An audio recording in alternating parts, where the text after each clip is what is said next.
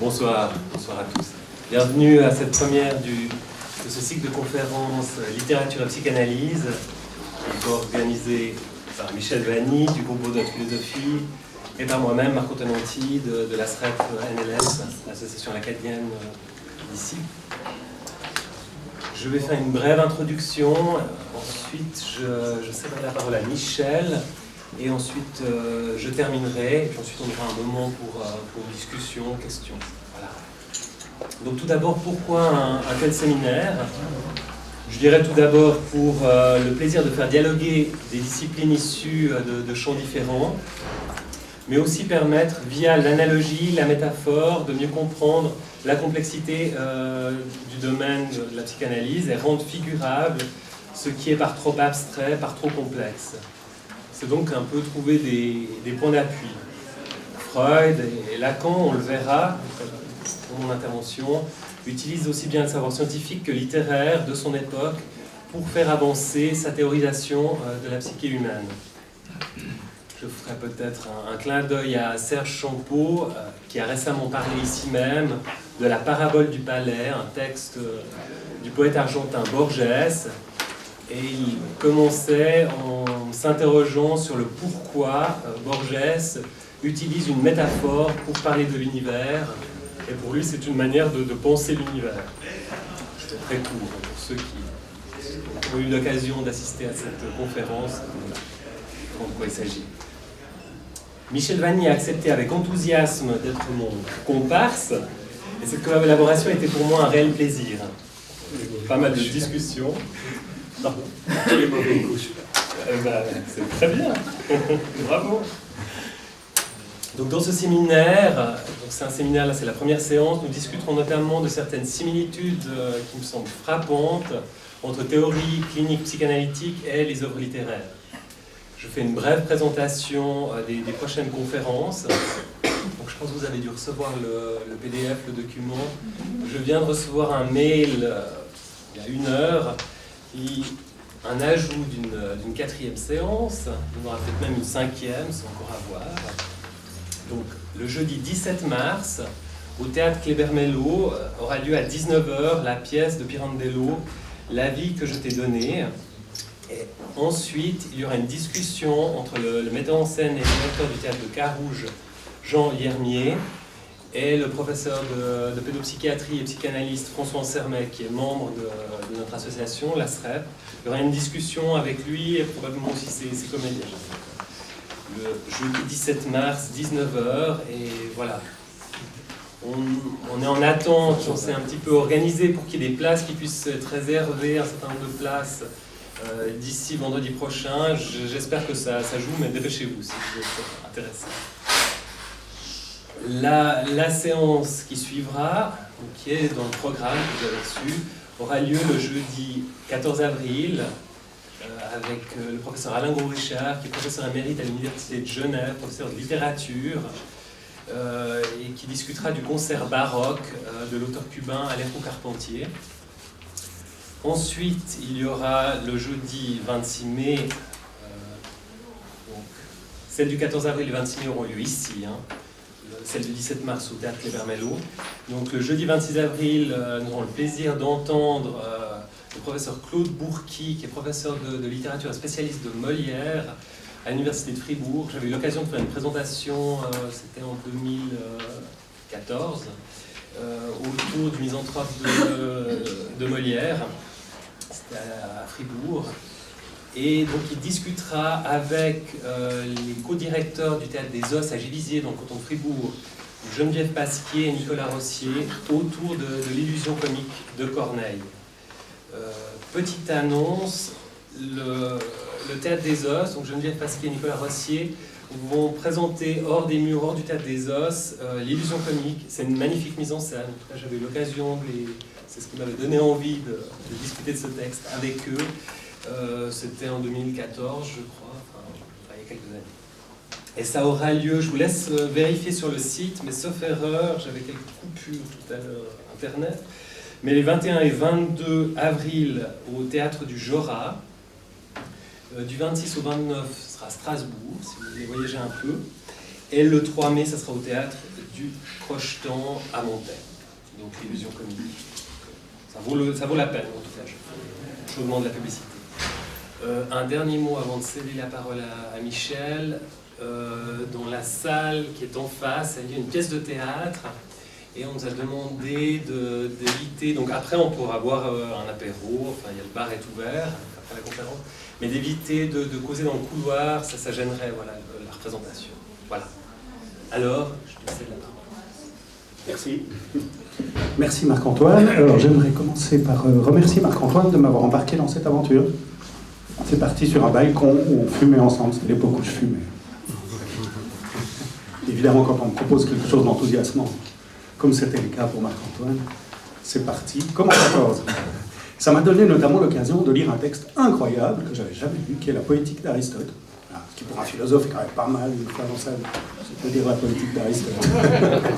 Et également le Petit Organon pour le théâtre de Brecht, aussi un texte incroyable dans son genre. Donc c'est autour de cette confrontation-là, et de cette lecture de ces textes-là sur le théâtre, et sur ce qu'implique la question en gros de la distanciation, et distanciation, identification, catharsis. En gros, sur cette triade-là, et le rapport qu'il peut y avoir entre cette théorisation-là pour le théâtre et, évidemment, pour la clinique psychanalytique. C'est jouer, c'est nouer cette discussion. Voilà, donc moi je vais d'abord vous présenter une lecture, j'espère problématiser de la poétique d'Aristote d'abord et de Brecht ensuite. Alors, dans la poétique, Aristote s'intéresse essentiellement à l'agencement des actions dans le cadre de la tragédie. Or, cet agencement, pour lui, doit répondre à un principe dit de vraisemblance et de nécessité. C'est-à-dire que les actions qui sont présentées sur scène doivent s'enchaîner de telle manière à ce qu'elles apparaissent comme évidentes dans leurs effets, et donc que l'on puisse, en tant que spectateur, anticiper les événements et s'y attendre. On doit s'attendre à ce qui vient. Je cite dans le dossier, c'est le premier de mes petits extraits, « Le rôle du poète est de dire non pas ce qui a réellement eu lieu, mais ce à quoi on peut s'attendre, ce qui peut se produire conformément à la vraisemblance ou à la nécessité. » Fin de citation. C'est d'ailleurs entre parenthèses, évidemment important pour nous autres philosophes, c'est d'ailleurs entre parenthèses, grâce à cet effet de nécessité, donc de généralité créée par la forme, qu'Aristote peut déclarer contre Platon, son maître, que l'art poétique a quelque chose de philosophique, et qu'il a donc une certaine valeur pour la connaissance. On a donc là un premier étage, ou une première couche, à savoir quelque chose comme un effet de nécessité narrative, provoqué par l'agencement de l'histoire, sa forme. Or, cette nécessité ou cette vraisemblance dans l'enchaînement des actions doit pourtant aboutir à des renversements surprenants. Et on comprend que cette surprise, ou ces renversements surprenants, seront d'autant plus forts que le développement qui précède aura pourtant paru évident jusque-là. Aristote insiste beaucoup sur ces retournements, ces effets de surprise. Et c'est autour de ces moments pivots de l'action que vont se nouer les sentiments de pitié et de crainte qui sont importants pour lui dans la tragédie.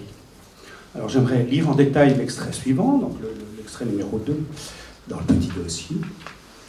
Je cite, « Puisque l'imitation a pour objet non seulement une action menée jusqu'à sa fin, mais aussi des événements qui suscitent crainte et pitié, puisque ces sentiments naissent surtout lorsque ces événements, tout en découlant les uns des autres, ont lieu contre notre attente, l'étonnement sera ainsi plus fort que s'ils avaient eu lieu spontanément ou par hasard, parce que parmi les coups du hasard paraissent les plus étonnants ceux qui semblent s'être produits comme à dessein. Tel le cas, par exemple, de la statue de Mythis à Argos, qui tua l'homme coupable de la mort de Mythis en tombant sur lui, au moment où il regardait un spectacle. De tels événements ne semblent pas avoir lieu par hasard. Il s'ensuit que les histoires de ce genre sont nécessairement les plus belles. » Fin de citation. Alors, on a donc là quelque chose comme un deuxième étage, à savoir une deuxième nécessité, une nécessité seconde qui est inverse, et qui s'ouvre, pour ainsi dire, sous la première, qui vient surprendre les attentes du spectateur. Cette seconde nécessité est de l'ordre d'un coup du sort, et donc apparemment du hasard, et pourtant, elle survient, je cite, comme à dessein. comme si le cours des choses avait suivi en sous-main un autre cours, un cours qui venait à présent interrompre l'ordre apparent. Alors l'exemple de la statue me paraît, c'est le cas de dire, très frappant. Quelque chose comme une ironie du sort, une ironie du sort qui nous conduit à envisager quelque chose comme une intention cachée, dotée d'une signification qui serait censée nous faire réfléchir sur la faiblesse des moyens, la faiblesse de la prudence humaine, tout ce que l'action pourrait développer comme sagesse. On pourrait penser chez les Grecs que cette seconde nécessité et l'intention cachée qui y préside résulteraient avant tout du pouvoir des dieux et de leurs décisions arbitraires, qui seraient longtemps cachées aux mortels, qui d'un coup surviendraient. Et ça ne semble pas être le cas tellement pour Aristote, qui évoque, en tout cas dans ma lecture, très peu les dieux et leurs caprices dans la poétique. Il dit plutôt que le retournement tragique doit être le résultat lointain d'une erreur du personnage. Erreur qui a produit des effets souterrains jusque dans le présent de l'action. Alors je cite, c'est mon extrait numéro 3. Il a énuméré plusieurs cas de figure. Le bon cas de figure pour une bonne tragédie reste par conséquent le cas d'un homme qui, sans être incomparablement vertueux et juste, se retrouve dans le malheur, non à cause de ses vices ou de sa méchanceté, mais à cause de quelque erreur. L'un de ces hommes qui jouissent d'une grande réputation et d'un grand bonheur, comme Oedipe, Thyeste, et les membres illustres des familles de ce genre. Donc, il y a toute la question de savoir s'il était vraiment méchant ou trop juste, il susciterait ni pitié ni crainte. Cette question. Alors, de quel type d'erreur peut-il s'agir? Si on prend Oedipe, par exemple, son erreur vient d'avoir mal interprété la prophétie à son sujet et d'avoir par là, précisément, provoqué son malheur, en croyant le fuir. En l'occurrence, en fuyant Corinthe, parce qu'il pensait que ses parents adoptifs étaient ses vrais parents. Et on retrouve donc ici quelque chose de cette ironie du sort, qui fait que la conséquence d'un acte se trouvait précisément le contraire du résultat espéré, avec le retournement qui va. Et la crainte et la pitié qui sont produites par la tragédie vont se concentrer pour Aristote sur ce type d'événements. Ce type d'événements dans lesquels se retourne par surprise et ironiquement ce qui résultait pourtant d'un enchaînement vraisemblable d'actions. C'est là que se produit cette fameuse catharsis, qu'Aristote évoque à peine en fait, et de façon très lapidaire dans la poétique. Moi je ne le cite pas, mais vous l'aurez ensuite commenté par Marc-Antoine, de ces extraits de la poétique, c'est la page 4 du livre. Et il semble ici que ce terme de catharsis ou purgation qui est emprunté au vocabulaire médical soit en fait métaphorique chez Aristote et qui vise avant tout non pas quelque chose qui serait corporel ou médical, mais un effet esthétique. Effet esthétique qui porte sur la manière dont la structure même de la tragédie est pure, la purification aurait trait à la forme, épure les passions en les soumettant à une forme précise. Le spectateur d'une tragédie serait en somme poussé par l'intrigue même, par le double jeu de nécessité et d'attente qu'elle met en place, que je disais avant, serait poussé à ressentir des émotions fortes, émotions qui trouveraient leur paroxysme lors du retournement surprenant d'un seul coup, mais qui se verraient en quelque sorte évacuées, ou du moins amoindries par la forme même de l'action. C'est-à-dire par le fait qu'elles n'ont pas été simplement ressenties au hasard des événements, mais produites selon un schéma précis, dont on admirera alors la beauté, l'ingéniosité. C'est un sentiment esthétique, de beauté devant la forme de la tragédie. À ce moment-là, on peut bien parler de mise à distance. Le spectacle d'une tragédie me met à distance de mes propres affects, en me les présentant sur scène comme le fait d'une double nécessité. Qui plus est, cette représentation m'atteint par la surprise qu'elle ménage avec habileté. En résumé, je me vois contraint par l'intrigue à suivre un certain renforcement, à subir un certain renforcement émotif. Renforcement qui, tout à la fois, se concentre et s'évacue au moment même du retournement surprenant. Puisqu'il est vaincu à ce moment-là, vaincu par quoi? Par la beauté formelle qui se révèle. La forme tragique nous donnerait donc à la fois d'un côté le poison et de l'autre son remède. Elle accentue d'un côté ce qu'il s'agit de libérer de l'autre. Et cet effet est produit par l'agencement de la forme tragique et par la nécessité dans laquelle elle nous enchaîne. C'est ce que dit d'ailleurs Aristote dans un autre de ses textes, le Politique, l'autre texte où il parle de catharsis. Et dans le Politique, il parle à propos de certains chants poétiques qui, tout à la fois, je cite, mettent l'âme hors d'elle-même, puis produisent cette fameuse catharsis pour l'apaiser. je cite, c'est mon extrait suivant, « Les émotions que ressentent avec force certaines âmes se retrouvent en toutes ces mélodies avec plus ou moins d'intensité. Ainsi, la pitié et la crainte, ou encore l'enthousiasme.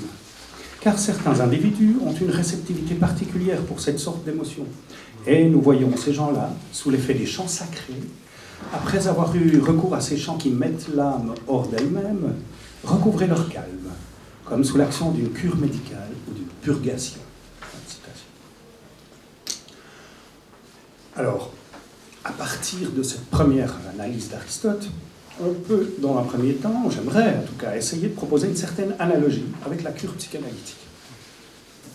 On aurait tout d'abord un certain dispositif de contrainte ou de forçage, on peut l'appeler dispositif divan-fauteuil, qui conduirait le patient par la vraisemblance de ses propres associations, c'est-à-dire par la vraisemblance des différents récits qu'il tient sur lui-même, jusqu'à un point de retournement brusque, qui pourrait être le transfert, retournement dans lequel se ferait jour pour le patient une autre nécessité, ignorée jusqu'ici, et qui le frapperait par sa convergence avec la première ligne narrative consciente. Cette nécessité inconsciente correspondrait, il me semble, à ce que Freud nomme déterminisme psychique, et qui joue assez bien le rôle d'une loi implacable à laquelle le conscient doit se soumettre, comme dans la tragédie.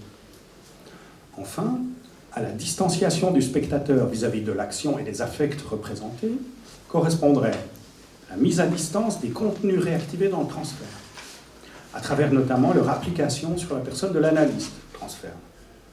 Dans le cadre du transfert, je ne revis pas simplement un conflit psychique refoulé, je le réactive avec tout le décalage ou le bouger provoqué et par la distance temporelle et par l'étrangeté du dispositif actuel qui lui sert de réceptacle, thérapeute en l'occurrence. Alors, je ne suis pas un expert de la clinique psychanalytique comme Marc-Antoine, qui nous en parlera bien mieux ensuite, et on peut sans doute rediscuter ensuite de mon application, de l'application que je fais d'Aristote à la cure, en analogie.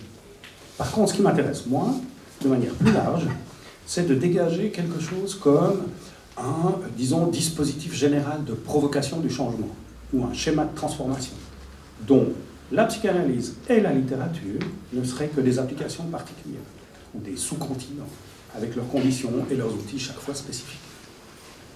Or, ce qui me frappe dans la manière qu'a Aristote d'envisager l'effet produit par la tragédie, c'est l'importance de la contrainte, de la nécessité que subit le spectateur pour l'amener au retournement soudain de ses affects et de sa compréhension du monde. Peu de place ici pour un libre arbitre et pour un quelconque respect de cet autre qu'on désire bouleverser, qu'on désire faire changer. On voit au contraire plutôt de la contrainte, j'ai dit, voire quelque chose qui s'apparente à de la manipulation. Alors je pose la question, est-ce l'application d'une contrainte qui peut seule nous rendre libres? Est-ce la prise de conscience du destin qui peut seule nous libérer ou nous purger de nos affects tristes? En ce sens, on retrouverait peut-être chez Aristote quelque chose de ce fatalisme freudien qui n'entend pas prétendre libérer totalement le patient, ni le rendre heureux, mais, selon la formule classique, à lui faire seulement accepter un malheur banal à la place d'une grande souffrance hystérique. Occasion d'en discuter.